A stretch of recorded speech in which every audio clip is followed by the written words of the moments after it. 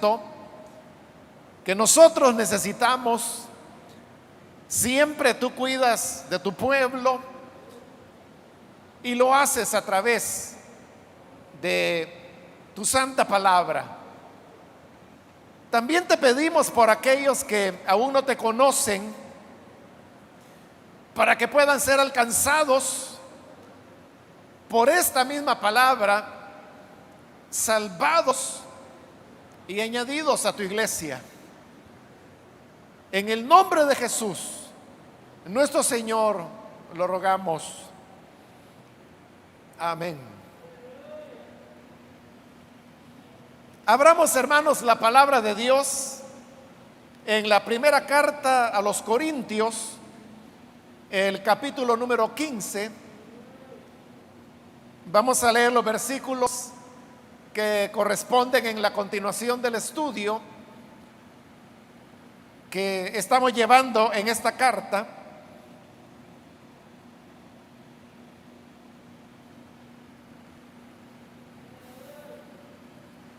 Dice la palabra de Dios en Primera de Corintios, capítulo 15, versículo número 29 en adelante: si no hay resurrección, ¿qué sacan los que se bautizan por los muertos? Si en definitiva los muertos no resucitan, ¿por qué se bautizan por ellos? Y nosotros, ¿por qué nos exponemos al peligro a toda hora? Que cada día muero, hermanos, es tan cierto como el orgullo que siento por ustedes en Cristo Jesús nuestro Señor. ¿Qué he ganado si solo por motivos humanos en Éfeso luché contra las fieras? Si los muertos no resucitan, comamos y bebamos, que mañana moriremos.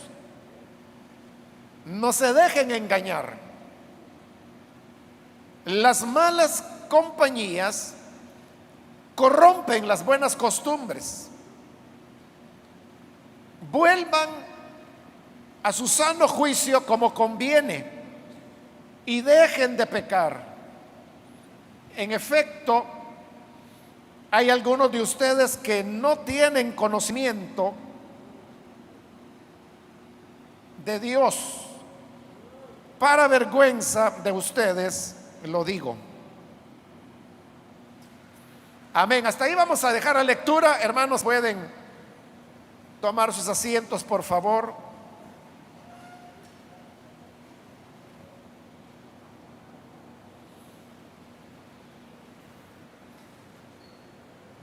Hermanos, seguimos adelante con este capítulo 15 de Primera de Corintios, donde Pablo está desarrollando el tema sobre la resurrección, ya que a la iglesia de Corinto habían surgido allí algunas personas que decían que no había resurrección de los muertos.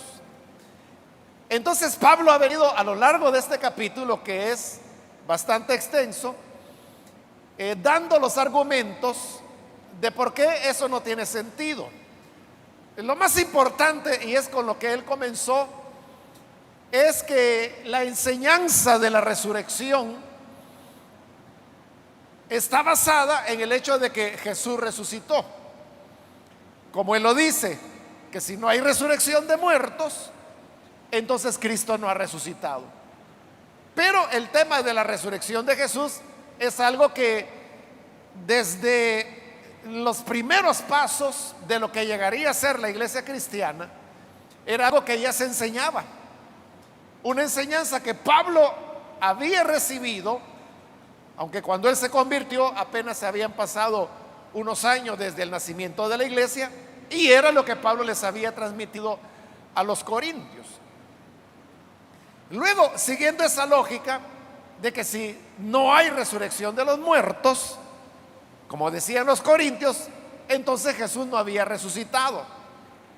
Y si Jesús no había resucitado, entonces el mensaje del Evangelio pierde todo su contenido y todo su valor, porque, como Pablo lo dice, ese es el mensaje que ellos, los apóstoles, Pablo mismo, les habían enseñado.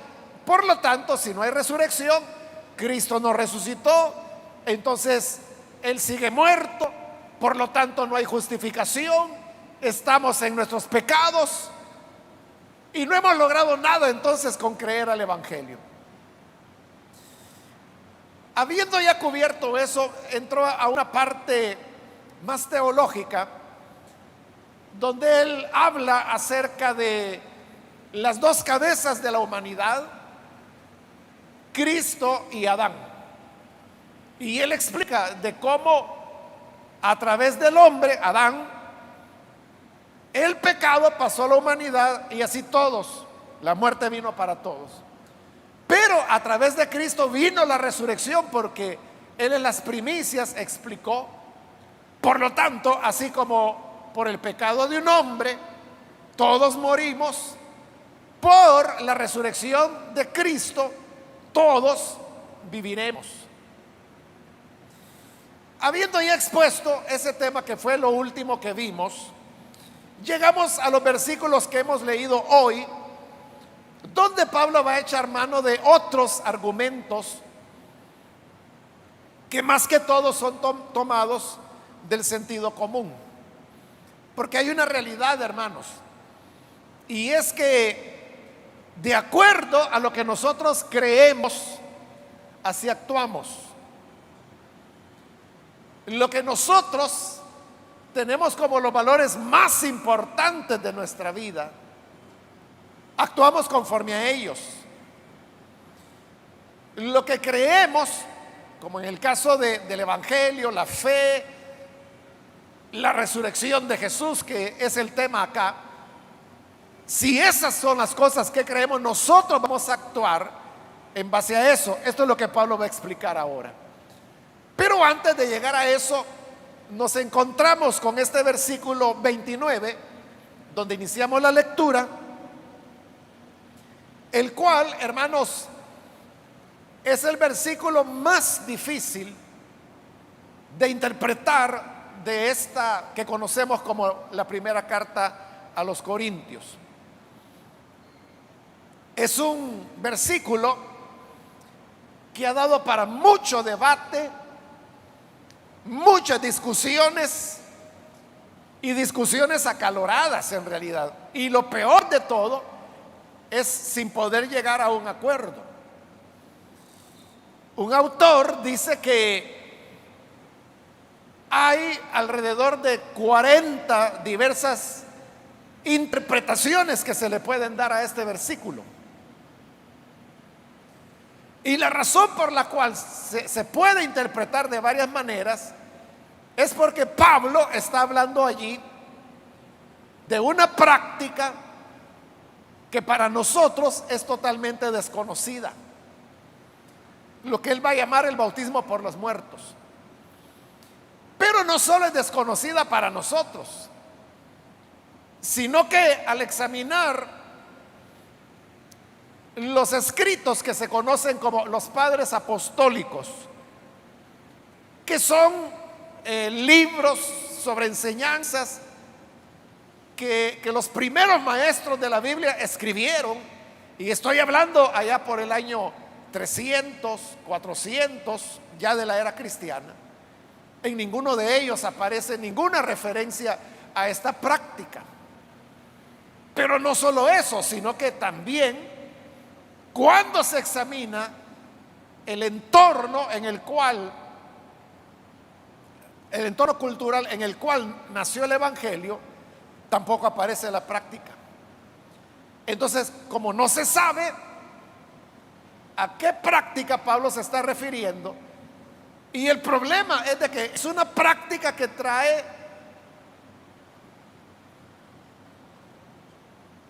choques, voy a decir, muy severos con la doctrina cristiana. Entonces, por eso es que el versículo no puede, o más bien no se quiere recibirlo tal como Pablo lo escribió.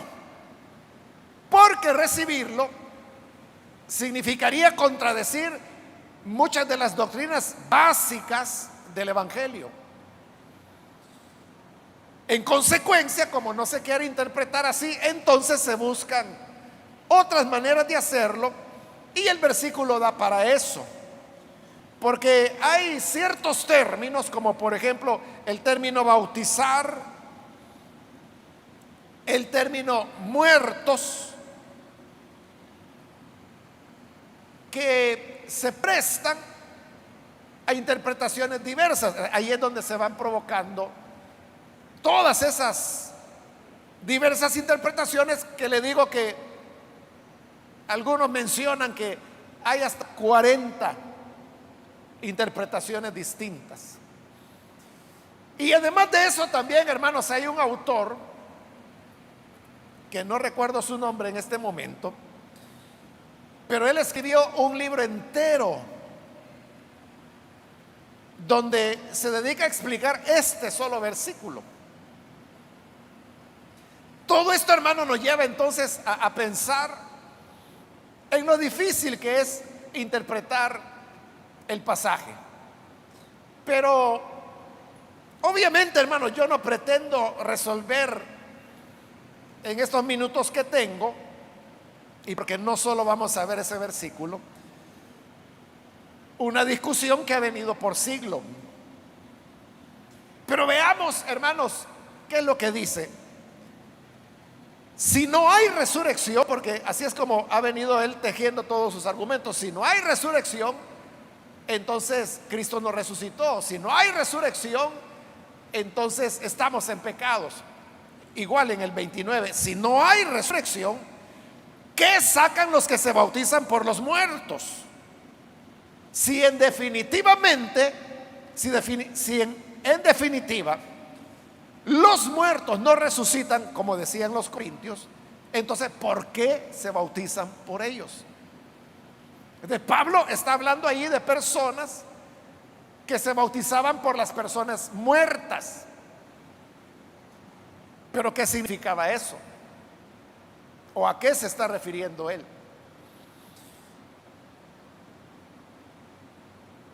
Entre las diversas interpretaciones, hermanos, que se dan, le voy a mencionar solo dos.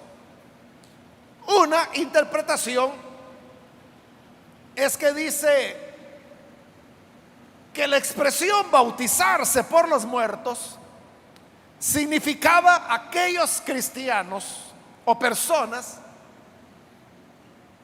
que se bautizaban porque habían tenido familiares que habían muerto.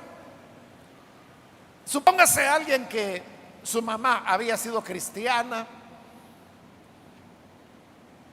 y había fallecido, pero había fallecido en la fe. Entonces, el hijo o la hija de esta señora o hermana venía y decía: yo lo que quisiera es que al morir yo quiero estar con mi mamá, quiero volver a verla. Entonces llegaban los hermanos y le decían: vaya, mire, si usted quiere en la otra vida encontrarse con su mamá, entonces usted tiene que seguir el ejemplo de su mamá, tiene que creer lo que ella creía. ¿Y qué es lo que ella creía? Ella creía en Jesús. ¿Y qué más tengo que hacer? Tiene que bautizarse. Si usted quiere estar con su mamá, entonces debe creer en Jesús, debe ser parte de una iglesia como su mamá lo fue, y debe bautizarse como ella lo hacía. Entonces, esta persona, el hijo o la hija, venía y se bautizaba por su mamá muerta porque quería estar con ella. Esa es una interpretación, por ejemplo. Otra interpretación es que se refiere a los mártires, que habían creyentes que por causa de la fe eran aborrecidos y morían martirizados. Cuando ellos morían, habían otros creyentes que habían estado llevando una vida así medio fría, pero cuando veían de que el hermanito que venía a la iglesia lo mataron, lo martirizaron por su dedicación al Señor, entonces, y yo tan flojo que estoy, eso despertaba en ellos una pasión por decir, bueno, si aquellos están dando la vida y yo todavía ando vacilando, no, no es posible. Entonces yo me voy a esforzar igual que ellos. Entonces procedían a bautizarse como ceremonia de su compromiso con Cristo. Entonces lo hacían por los muertos, por los martirizados. Esa es otra interpretación. Y como estas, le decía que hay otras 38 más, ¿verdad? Pero, aunque estas explicaciones o interpretaciones que he puesto como ejemplo, usted puede ver que tienen cierto sentido, ¿verdad? Uno preguntaría, entonces, ¿por qué Pablo no lo dijo claro? Porque el versículo lo que dice no es los que se bautizan por sus familiares queridos. No dice los que procedieron a bautizarse por el ejemplo de entrega de los mártires. No dice eso. Lo que dice es, ¿qué sacan los que se bautizan por los muertos? Si en definitiva los muertos no resucitan, ¿por qué se bautizan por ellos? Eso es lo que Pablo está diciendo. Entonces, si uno toma las palabras de Pablo y las interpreta de manera natural, porque las interpretaciones que yo le he dado como ejemplo, que son de las más razonables, hay otras más técnicas, uno entiende de que eso suena como una excusa, ¿verdad? Y que no es realmente lo que Pablo está diciendo. Ahora, ¿por qué la iglesia se opone a recibir las palabras tal y como Pablo las dijo? Por una razón sencilla, varias razones diría yo. La primera es la que ya le mencioné, y es de que no se sabe qué es eso de bautizarse por los muertos. Nadie lo sabe, no hay evidencia. O sea, es la única vez en toda la Biblia que se menciona el tema, y no hay ninguna otra mención. No se sabe que hubiera habido una práctica entre iglesias cristianas del bautismo por los muertos. Ya le dije que culturalmente tampoco hay, no se sabe de qué Pablo estaba hablando. Esa es una dificultad. Pero la otra dificultad, y esta es la más importante, es de que si Pablo está diciendo lo que dice, lo que él está diciendo está contradiciendo elementos del evangelio. Porque lo que él está diciendo es los que se bautizan por los muertos. ¿Qué entiende uno por eso? Que es alguien que se va a bautizar a nombre de alguien que ya está muerto. Es decir, bueno, es lo que hacen los mormones, ¿verdad? Los mormones se basan en este versículo para bautizarse por los muertos. Entonces, ¿cómo lo entienden ellos? Ellos lo entienden de que sin el bautismo mormón, las personas no van a poder salvarse, y la salvación para ellos es irse a vivir a otro planeta que se llama Koloc. Esa es la verdadera doctrina mormona, donde vamos a ser dioses. Pero aquellos mormones cuyas familias, sus antecesores, murieron sin haber conocido el mormonismo, entonces ellos lo que hacen es que se bautizan a nombre de sus muertos. Entonces viene el mormón, él ya se bautizó porque es mormón, pero luego se vuelve a bautizar, pero no para él, sino que para su papá. Luego se vuelve a bautizar, pero para su mamá. Luego se vuelve a bautizar por el abuelo. Luego se vuelve a bautizar por la abuela. Luego se vuelve a bautizar por los tíos. Y así pueden bautizarse 50, 100 veces, hasta donde recuerden a sus familiares. Por eso es que los mormones llevan un control de las genealogías de todas las personas. Ellos construyen genealogías de cada miembro mormón y van sacando sus antecesores, sus padres, sus abuelos, sus bisabuelos, sus tatarabuelos, y van, hermano, a retroceder hasta donde puedan, y por todos ellos se bautizan para que puedan estar en el planeta Koloc por medio del bautismo mormón. Ese es el bautismo por los muertos, así lo entienden ellos, porque es la lectura natural de lo que Pablo está diciendo acá. Está hablando de bautizarse por los muertos. Bautizarse por los muertos, es decir, que la persona se bautiza por alguien que está muerto. Eso es lo que Pablo está diciendo. El problema con eso, hermanos, es que contradice el evangelio, ¿verdad? Porque usted sabe que la palabra de Dios, por ejemplo en Hebreos, dice que está establecido a los hombres que mueran una sola vez y después de eso el juicio. Entonces, se murió, será juzgado. Eso es lo que la Biblia dice. No dice se murió, pero si un familiar se bautiza por él, pues entonces su destino eterno cambia aunque esté muerto. Es una contradicción.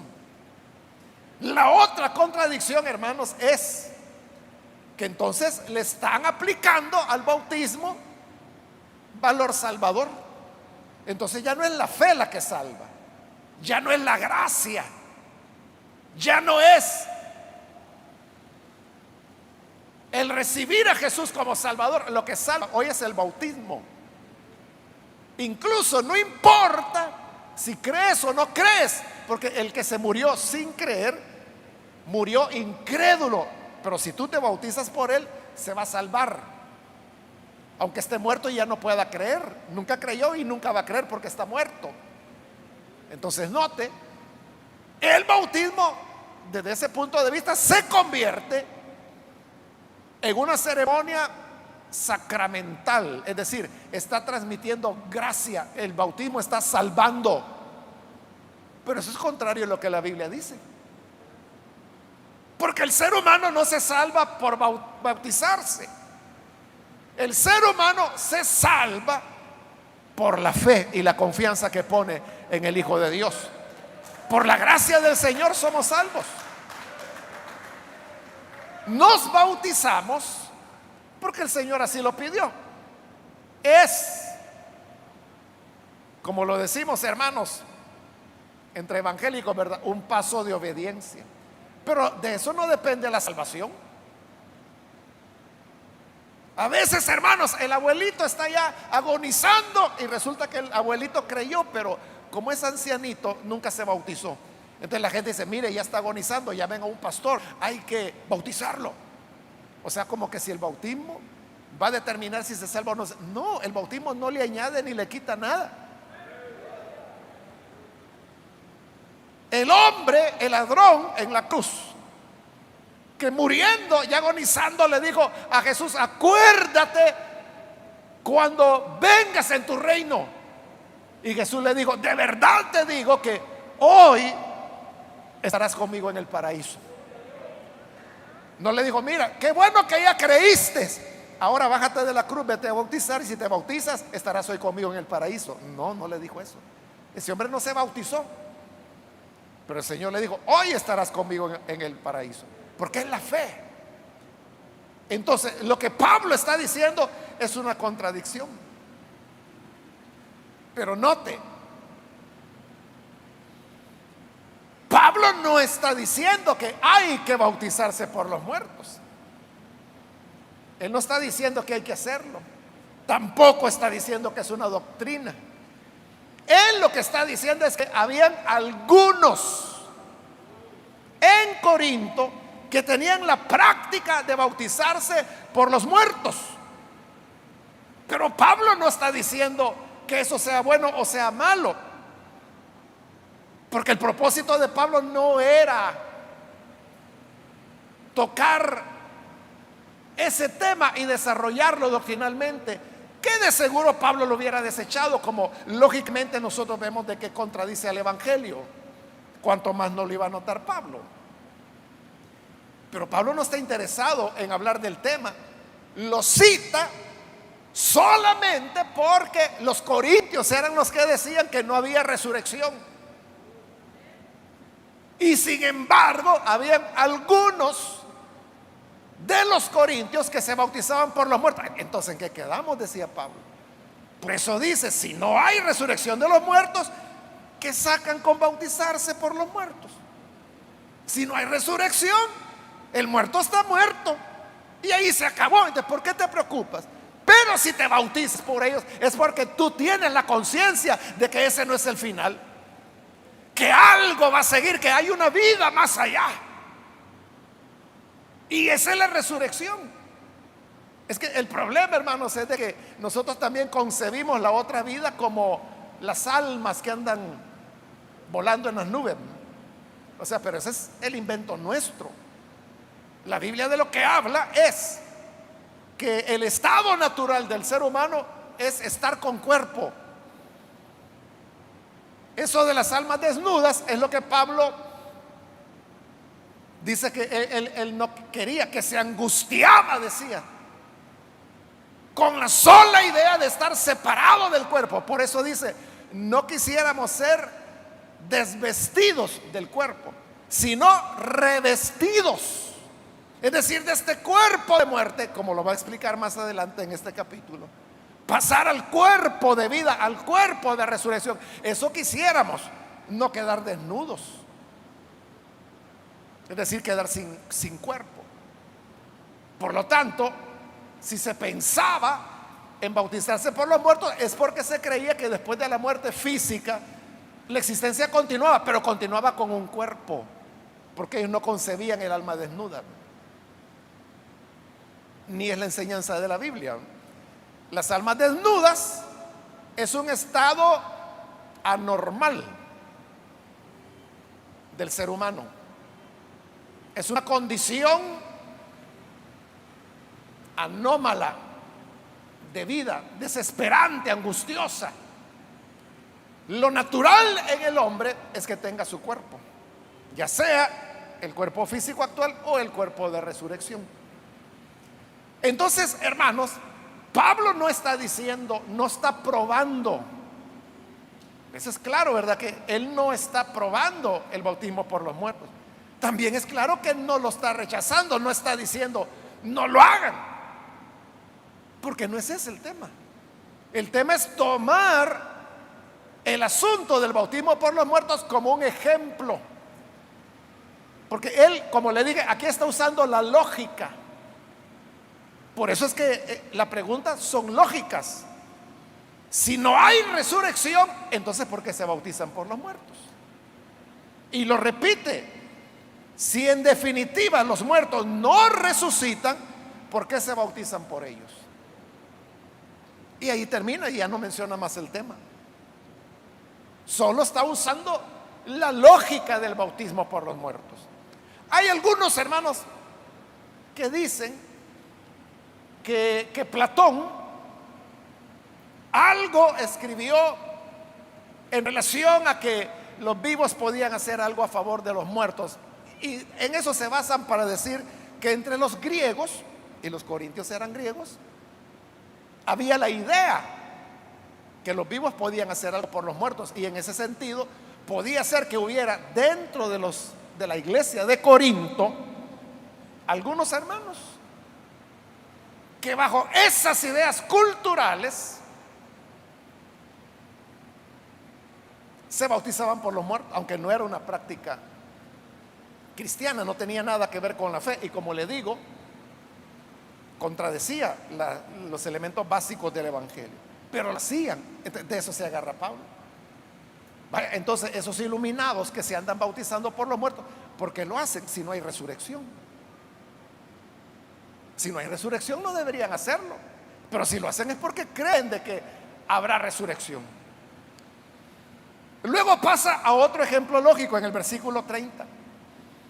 Y nosotros, ¿por qué nos exponemos al peligro a todas horas? Porque esa era la vida de Pablo.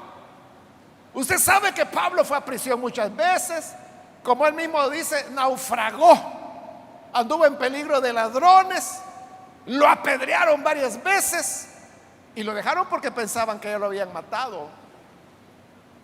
Otras veces fue azotado, en otras ocasiones lo agarraron a varazos. Pablo hoy pregunta, ¿por qué nosotros padecemos a todas horas? O sea, ¿qué sentido, hermanos, tiene que usted venga a sufrir a esta vida? ¿Qué sentido tiene eso? Entonces, usted dice, bueno, vivir para sufrir, eso no tiene sentido. Entonces, no, la vida es para sacar lo mejor de ella, para disfrutarla. Entonces Pablo dice, entonces si la vida es para pasarla bien, ¿por qué nosotros peligramos a toda hora? ¿Por qué lo hacía Pablo? ¿O por qué lo hacen los creyentes? Porque para nosotros, hermanos, la vida no es solo estos años que vamos a estar sobre esta tierra. Para nosotros, hermanos, la vida en esta tierra es un corto periodo que no es nada en relación con la vida de resurrección que vamos a recibir. Entonces no importa que en esta vida tengamos privaciones, o como Pablo decía, que vivía en hambre, en ayunos, viviendo frío, renunciando, hermano, a muchas cosas que no son malas. Por ejemplo, Pablo nunca se casó, y no porque el matrimonio fuera malo. Él mismo lo explicó, ya lo vimos hace años, hermano, pero ya lo vimos en esta carta, en el capítulo 7, donde Pablo explicaba por qué él nunca se casó. Pero decía, pero el que quiera casarse, cásese, no peca, tiene su derecho. Pero ¿por qué Pablo renunció a eso? Y renunciar al matrimonio era renunciar a la paternidad, y lo hizo. Entonces, ¿por qué privarse de cosas que no eran malas? Porque tenía la esperanza de que la vida no solo es esta, sino que hay una resurrección donde comienza la verdadera vida. Entonces, a la pregunta de Pablo, ¿por qué nos exponemos al peligro? Como que si fuera tonto, ¿verdad, hermano? Exponiéndose al peligro. O sea, si eso es lo que todas las personas evitan, todos de manera natural evitamos los peligros, pero Pablo no, él se exponía al peligro. ¿Por qué? ¿Por qué nos exponemos al peligro a todas horas? Decía. ¿Por qué? Porque creía en la resurrección, que aunque perdiera la vida no importaba, porque venía la resurrección. Amén. Y les reafirma en el versículo 31 que cada día muero, hermanos, es tan cierto como el orgullo que siento por ustedes en Cristo Jesús nuestro Señor. Es decir, esto que les estoy diciendo, que cada día muero, porque cada día Pablo se negaba a algo, que a veces podían ser cosas malas, pero a veces podían ser cosas buenas. Pero Pablo se negaba a ellas y dice, eso es tan cierto como que me siento orgulloso por ustedes. Era verdad, muy verdadero, que cada día moría. Pero entonces, ¿qué sentido tiene una vida en donde cada día usted está muriendo? Entonces, ¿qué sentido tiene eso? ¿Quién va a querer esa vida? En otras predicaciones, hermanos, ya hace ratos lo he mencionado algunas veces, pero se lo vuelvo a repetir. Allá en Santa Ana, cuando más o menos iniciaba la iglesia, teníamos un programa en la radio. O sea, la iglesia no tenía radio en ese momento. Pagábamos en una emisora comercial por un programita de 15 minutos, que era lo que la iglesia podía pagar. Y el programa era a las 5:30 de la mañana, de 5:30 a 5:45, que en una zona semiurbana como Santa Ana y sus alrededores, eso, hermanos, era una hora buenísima. Pero después de nosotros seguía otro programa también de 15 minutos de otro hermano que él hasta allá partió con el Señor. Entonces, lo que le quiero decir es que en una ocasión, en ese programita de 15 minutos, yo prediqué, no me acuerdo de qué, ¿verdad? Pero el tema era la muerte al yo. Entonces yo dije en el programita, lo que muchas veces he predicado también, ¿verdad? Que nosotros tenemos que morir a nosotros mismos. Es lo que Jesús dijo. El que quiera venir en pos de mí, niéguese a sí mismo, tome su cruz, sígame cada día. Esa fue mi enseñanza. Terminó el programa Y luego vino el pastor que seguía en el programa siguiente, solo ponían unos anuncios y ya entraba el siguiente programa. Y entonces él había oído, yo creo que él llegó temprano ese día a la radio, y había oído lo que yo había dicho. Y él saludó a su audiencia y empezó a hacer referencia a lo que yo había enseñado esa mañana. Y él decía, ay Dios, decía él, si Jesús a lo que vino fue a enseñarnos a morir, entonces nadie va a querer ser creyente. Ay Dios, y él usaba esa expresión, ay Dios, decía, nadie va a querer seguir a Jesús, porque ¿quién quiere morir? Y él tiene razón, tenía razón, ¿verdad? Pero tenía razón desde el punto de vista humano, o sea, desde el punto de vista de la fe, no, ¿verdad? O sea, él no entendió, y era pastor, ¿verdad? Pero desde el punto de vista humano, él estaba hablando verdad. ¿Quién quiere morir? ¿Quién quiere llevar una vida, como Pablo dice, de morir cada día? Nadie quiere esa vida. La gente quiere gozar, la gente quiere comer, la gente quiere celebrar, la gente quiere tener salud, la gente quiere disfrutar de todo lo que se les antoje, sin límite. ¿De quién quiere morir? Nadie. Entonces Pablo pregunta, ¿y entonces yo por qué muero cada día? Y eso es tan cierto como que me siento orgulloso de ustedes. ¿Por qué? Porque creía en la resurrección. Creía que aquello de lo cual se privara aquí en la tierra era una ganancia eterna que él iba a tener en la resurrección. Ese era es lo que yo le decía al principio. Lo que creemos es lo que nos hace actuar. Es decir, actuamos en base a lo que creemos. Si Pablo no hubiera creído en la resurrección, hermano, él hubiera aprovechado cada día de su vida para gozar, no para morir como lo hacía. Por eso mire el versículo 32. ¿Qué he ganado si solo por motivos humanos en Éfeso luché contra las fieras? Eso de luchar contra las fieras no significa que de verdad Pablo luchó contra fieras. Lo está haciendo en un sentido figurado. Está hablando de las personas en Éfeso que su actuación era como fieras, aunque eran humanos. Probablemente Pablo esté hablando de lo que narra el libro de los Hechos, ¿verdad? Que los plateros se enojaron y armaron aquel gran alboroto cuando gritaban, grande es Diana de los Efesios, como traduce la Reina Valera, o grandes Artemisa de los Efesios, como traducen versiones más recientes. Y dice que en esa ocasión la gente a quien quería era Pablo, lo querían matar. Y Pablo quería salir. Él quería salir y hablarle a la gente. Le dijeron, Pablo, te van a destazar, le dijeron los hermanos. Y no lo dejaron salir. Probablemente eso salvó a Pablo. Y probablemente a eso él se refiere cuando dice que le tocó luchar como contra fieras, porque estaban actuando como que si eran fieras. Porque cuando el hombre se enoja, hermano, ya no piensa nada, ya no respeta nada, se vuelve un animal. Hoy pregunta Pablo, ¿por qué tuve que exponerme en Éfeso a luchar contra fieras? O sea, no tiene sentido. Ya le dije, la gente lo que quiere es evitar problemas. La gente lo que menos quiere es que lo vayan a destazar, que lo vayan a linchar. Eso es lo que menos queremos.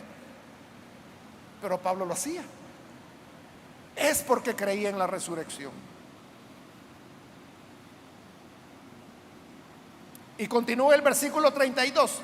Si los muertos no resucitan, comamos y bebamos, que mañana moriremos. Y ahí está citando al profeta Isaías. Esa es la lógica, ¿verdad? Si no hay resurrección, si solo tenemos esta vida, y ahí está donde le digo, lo que creemos determina cómo actuamos. Entonces, si yo creo que no hay otra vida, que no hay resurrección, Y que cuando lo entierran a uno en la sepultura, ahí se acabó todo. Si así es, entonces solo tenemos esta vida, hermanos. Y si solo tenemos esta vida, hermanos, está pasando, porque en este momento están pasando los minutos, está pasando el día. Es un día menos de vida, es un día que nos acerca más a la muerte. Por eso es que hay que entender bien las cosas. Cuando alguien cumple años, normalmente decimos: gracias a Dios por un año más de vida que el Señor le da. No, es un año menos de vida que tiene, porque ya lo cumplió, ya lo gastó. Es un año menos con el cual cuenta y se va acercando a la muerte. Entonces, como la muerte viene, entonces dice Pablo: aprovechemos, comamos, bebamos, hagamos lo que queremos, disfrutemos, hagamos fiesta, porque la vida se va a terminar, ya se nos está yendo, aprovechémosla, hermano. Entonces, ¿qué estamos haciendo aquí? Vámonos, cada uno donde quiera, a comer, a beber o a hacer lo que quiera. Pero si uno cree en la resurrección, entonces uno dice: no, me voy a medir con la comida. No es malo comer, pero no se puede vivir para comer, y tampoco hay que vivir para beber. Uno come y bebe para vivir, para tener vida, pero no para dedicar la vida a la comida y a la bebida, porque es el ejemplo que Pablo pone ahí. Pero usted puede aplicar lo que quiera. ¿Por qué uno se mide en estas cosas? Porque creemos que hay una resurrección, porque creemos que las cosas no terminan con la muerte. Entonces Pablo está demostrando que si ellos dicen no hay resurrección, bien pronto ellos van a comenzar a actuar mal. Y es lo que dice versículo 33: no se dejen engañar, las malas compañías corrompen las buenas costumbres.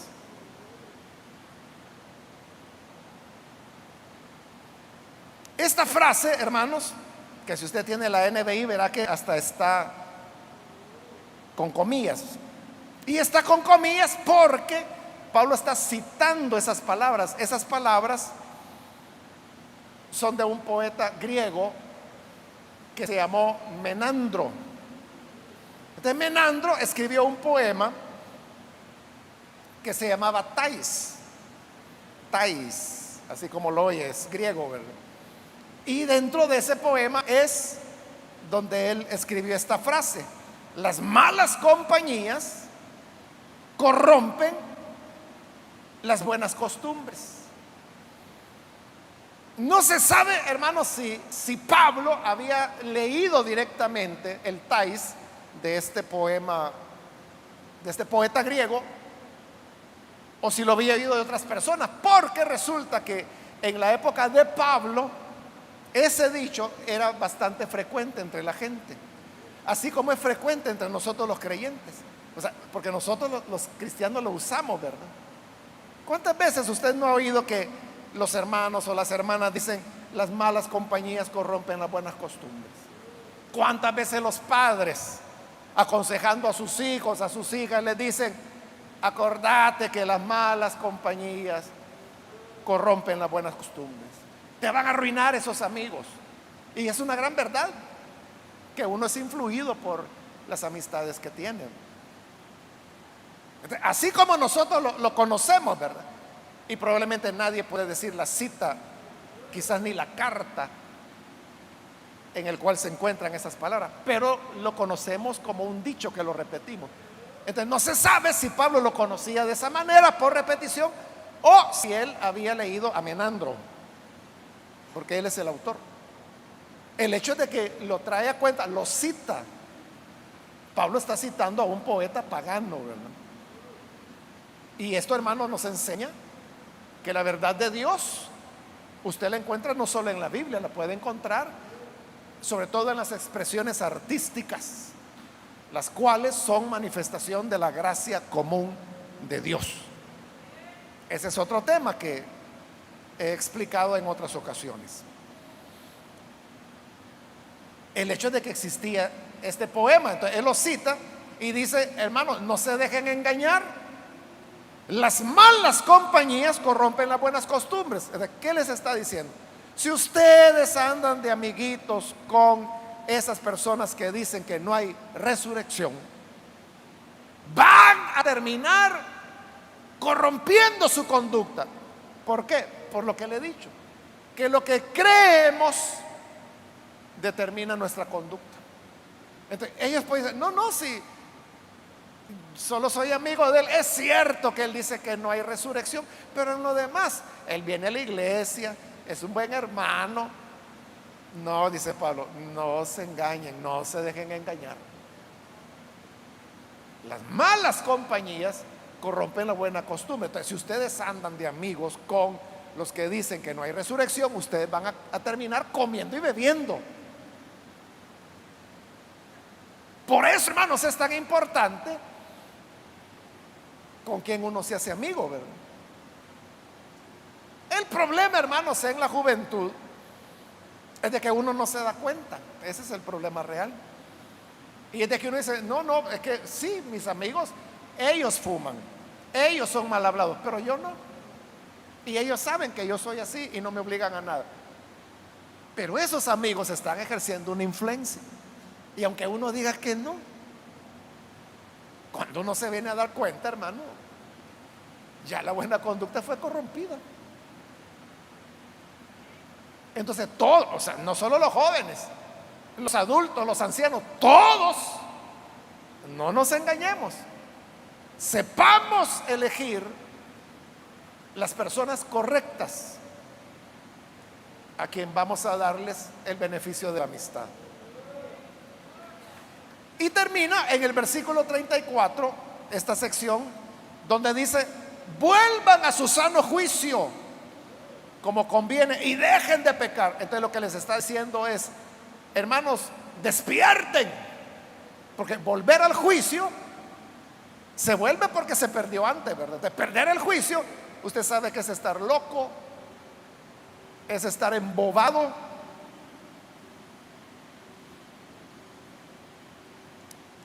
La Reina Valera traduce velad debidamente, que no deja tan clara la idea, ¿verdad? Pero velar es estar despierto. Entonces, como que si dijera: despierten, vuelvan a su razonamiento, vuelvan a su sano juicio. No anden creyendo esas locuras, que hay resurrección de muertos. Entonces, despierten, vuelvan al sano juicio como conviene y dejen de pecar. ¿Por qué de pecar? Porque, otra vez, ¿verdad?, lo que creemos determina nuestra forma de actuar. En efecto, dice Pablo, hay algunos de ustedes que no tienen conocimiento de Dios. Para vergüenza de ustedes lo digo. Era por esas personas que decían: no, no, si son hermanos, lo único que tienen es enseñanza de que no creen que hay bautismo, pero son buena gente. No, decía Pablo, no es así. Son personas que no tienen conocimiento de Dios. Y le dice: mire, disculpen, hermanos, que se lo diga, pero ellos no tienen conocimiento de Dios. Pero se los digo para vergüenza de ustedes, porque ustedes deberían saberlo. Ustedes deberían saber que dentro de la iglesia no solo hay trigo, también hay cizaña. Dentro de las iglesias hay hermanos y hermanas, 10, ¿verdad?, excepcionales, comprometidos con el Señor y con el Evangelio. Pero también, hermano, hay de todo, ¿verdad? Entonces, ¿y eso no lo sabía usted? Claro que lo sabía, pero si hay que decirlo, ahí es donde Pablo dice: lo digo para vergüenza de ustedes. O sea, perdonen que se lo diga, pero ustedes deberían saberlo. Y por lo tanto, lo digo para avergonzarlos, porque al saberlo deberían actuar con ese cuidado.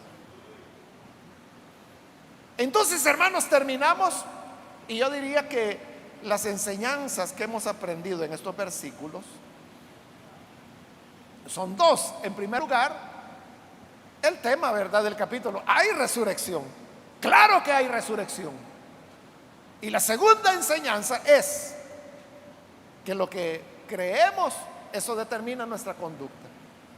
El que cree que hay resurrección, ese es el que se va a negar cada día, el que va a morir cada día, el que aunque tenga que enfrentarse con bestias, no va a cesar, no va a traicionar el evangelio, va a continuar hablando la verdad de Jesús, aunque le corten el cuello, pero lo hará, y aunque lo maten, porque cree que hay resurrección. Lo que cree lo hace valiente.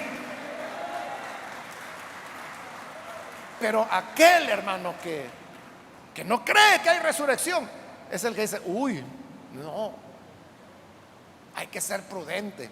Y ponen excusas, ¿verdad? Versículos como el sabio ve el mal y se aparta.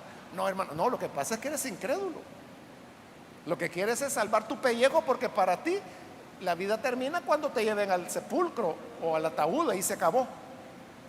Pero para el que cree, o sea, Cristo mismo, hermanos, el libro de Hebreos dice que Cristo fue a la cruz porque vio la gloria que estaba después de la cruz.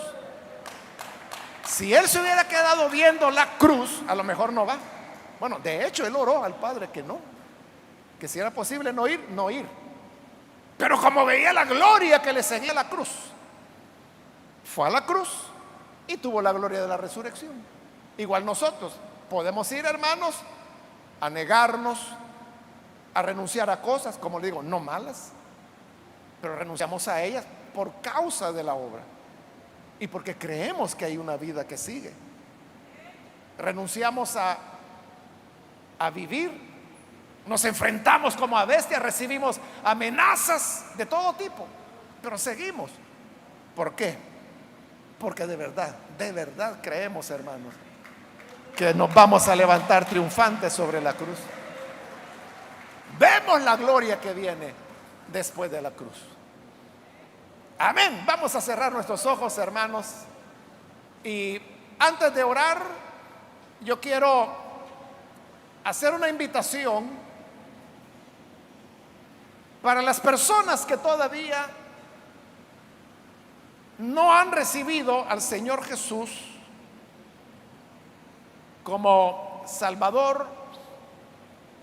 Pero si este es su caso, yo quiero invitarle para que hoy usted pueda venir a la fe de Jesús, porque es esta fe, una fe de resurrección, que nos da la esperanza de que la vida no va a terminar, hermanos, el día en que por vejez o por una enfermedad o por un accidente su vida termine.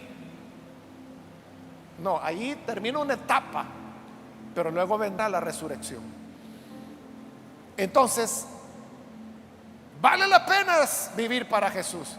Si usted necesita recibir al Señor como su Salvador, le invito, en el lugar donde está, póngase en pie para que podamos orar por usted. Eso es lo que queremos hacer en este momento.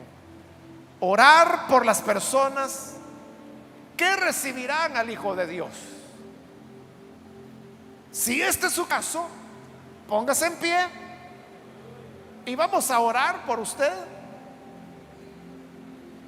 Es el momento para hacerlo. ¿Hay alguien que necesita a Jesús?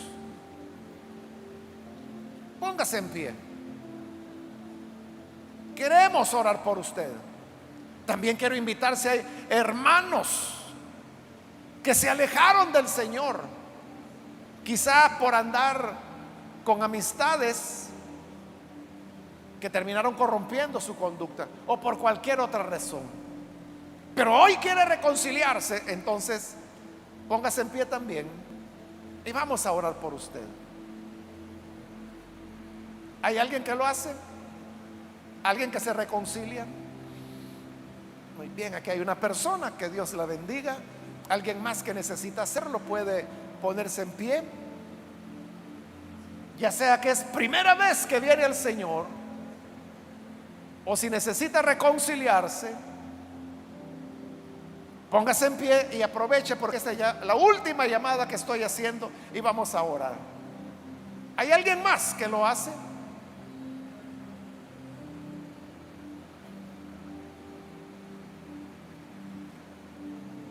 A usted que nos ve por televisión, también quiero invitarle para que ore con nosotros. Únase a esta persona que aquí está recibiendo al Señor y juntos vamos a orar por usted. Señor, te damos gracias por tu palabra que siempre nos ilumina, nos enseña, nos muestra el camino que debemos seguir. Y ahora, Padre, queremos presentarte esta persona que aquí está creyendo en ti, como también aquellos que a través de televisión, de radio o de internet también se están uniendo con nosotros en oración, para que les perdones, les cambies, hagas de ellos nuevas criaturas, que puedan vivir, Señor, con esta convicción en sus corazones de que hay resurrección y que por lo tanto todo sacrificio, toda negación, todo aquello de lo cual nos privamos vale la pena, porque este leve peso de prueba que hoy vivimos es nada en comparación con la gloria que habrá de venir. Y esto nos alentará para seguir adelante. Que así sea, Señor, con todos, con tu pueblo, con tu iglesia, y podamos así agradarte. Es nuestra petición por Jesucristo nuestro Salvador. Amén y amén.